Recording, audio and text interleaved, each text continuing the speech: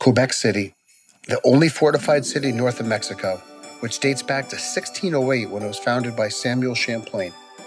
Today, Passport Planet is taking you along for a journey during the Christmas time to see if this place is really as magical that everyone says it is. And the most prominent landmark in Old Quebec City is Hotel Frontenac, which is the most photographed hotel in the world. And I guess you can even call it a hotel, but it looks like a castle to me. Many movies were filmed here, including the famous Alfred Hitchcock that fell in love with this beautiful splendor, and even Celine Dion has her own suite. And what really sets Old Quebec City as one of the most beautiful Christmas villages in the world is their famous German Christmas markets, where people travel from all over the world to experience and get a taste for it. Our journey started in Montreal. We boarded a brand new Via train to Quebec City, and the way there was very comfortable, and the Canadian countryside was absolutely beautiful. And I'll be doing a review of the Via train service in the next coming weeks, but just so everyone knows, I booked economy, and including 3 stops, the journey took about 3.5 hours. And when we got out, we walked off the platform and we booked an Uber. And after booking our Uber driver, he arrived within 3 or 4 minutes, which was really quick. And just so everyone knows, the central station is right in Old Quebec. And from the train station to our hotel, which was Hotel Frontenac, was just a hair over 1 mile, and it costed us around $7 Canadian. And seeing my daughter's face with this Disney-looking castle, she couldn't wait to get out and explore when we just arrived here. And immediately as we walked into the main lobby, we were blown away of how beautiful and decadent this place was. You truly had to see it in person within your own eyes. And I'm not going to dive into too much about the Hotel Frontenac because I'm going to do a separate video on the hotel itself because it deserves it. But at least here you get to see how lavish this main lobby is and how massive it is. And after we checked in early, we dropped off our bags in our room, we freshened up, and we made our way back down to the main lobby. And of course, with it being the holidays and this hotel being one of the #1 tourist destinations, and on top of it being the most photographed places in the world, it was extremely packed. But this video right here isn't nearly as bad as how busy it was when we came back to the hotel later on. And as we exited the hotel, this is what I guess you can call the promenade, or a small wooden boardwalk overlooking the St. Lawrence River that went along Old Quebec. And here it's hard to see, but down below you have the original foundation dating back to 1693 of the original Castle Frontenac. And if you're wondering what time of year this was the end of November of 2025, and this was the first week that the Christmas markets opened up and when Christmas decorations were put up. And obviously temperatures vary, and I'm only going to talk about Fahrenheit, but when we were there, it varied between 32 degrees during the day, and at nighttime it dipped down to around 27, 28. And from talking to locals and people that are from Quebec City, one of the coldest times you can visit Quebec City, which I don't think I'd want to do, is between January and February. And as you can see here in the video, Hotel Frontenac is not only a beautiful landmark in the center of Old Quebec, it's also perfectly aligned where everything is in close proximity and distance. And Chateau Frontenac is literally, as right here, a stone throws away from the very first Christmas market that we're going to be visiting. And I'm going to be showing an interactive map of all the squares of where the Christmas markets are. As in German, they would call it Platzes.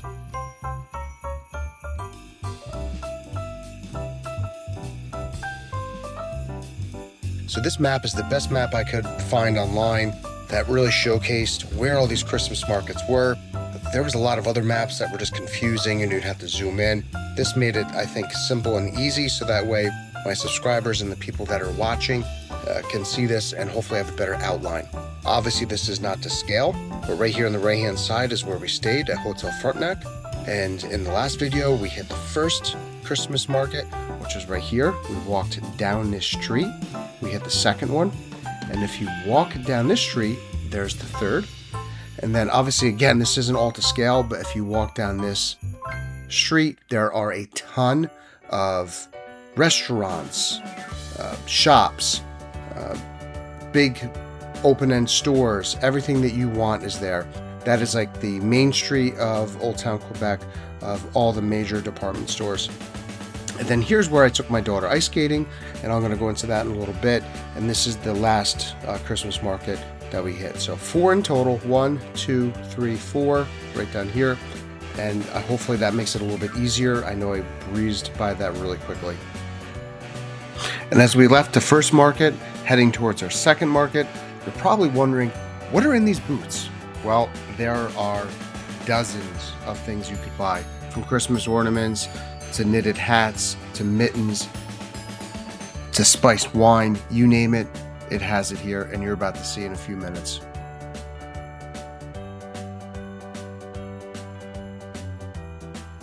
And this Richard Mille clock I wanted to take just a few seconds to talk about, since I'm a huge watch person. It was gifted by the famous watchmaker Richard Mille himself in 2014, commemorating the city's 400th anniversary. The clock took over 6 years to develop and construct, and has over 5,451 components. And before we entered this market, I wanted to show my viewers and subscribers of how many people were in each market.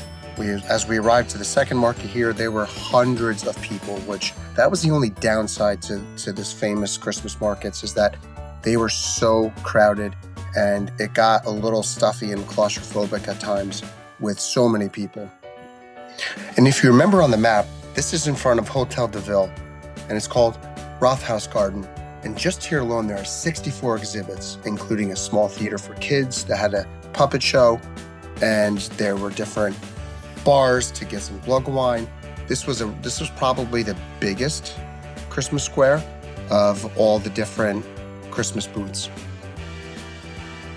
And here's one cool example of some of the small little walk-in restaurants to have some good, authentic German food. And from having a host brother from Germany that lived with me for over a year and visiting there well over 15 times, this Bavarian-style restaurant was definitely spot on, and it was very tasty. And who says all Christmas markets has to have everything German? When we got down to having a little bit of food, we cleansed our palate with some very tasty homemade macaroons and went on about our next spot. And as we were munching down on our macaroons, here you can see the theater plots, which is where I talked about earlier, where the kids can enjoy a little puppet show. And we didn't spend a ton of time in this location here, but with over 60 booths, we were curious to see what there was and what they had for sale. A lot of it was redundant, but nonetheless, it was really neat. And the one thing I could tell you, that if you look on the floor and on the ground, people were very respectful and they didn't throw anything out. They didn't throw things on the ground at all. They had a ton of different garbage disposals here for recyclables, and everyone was great and used them accordingly. And this is Rue Saint Jean. This is the main shopping road in the old town that has dozens of restaurants of your choosing. Whether you want an Irish pub or an authentic French cuisine, or even if you want McDonald's, they have it on this strip. They even have a pharmacy here, which was perfect because my daughter and I were both coming down with a cold. And there's also many Canadian department stores and souvenir shops. And here, right outside the fortified wall, we were finally reaching our third Christmas market called Village Alpine, Bergdorf. And here's where Ariana really wanted to do some ice skating and enjoy some great Christmas music on the loudspeaker. And for $3 Canadian, you could rent a pair of skates for a child, and it's $5 for adults. And the time is unlimited, which I don't know about any of you, but for around $2.20 US, that is a steal.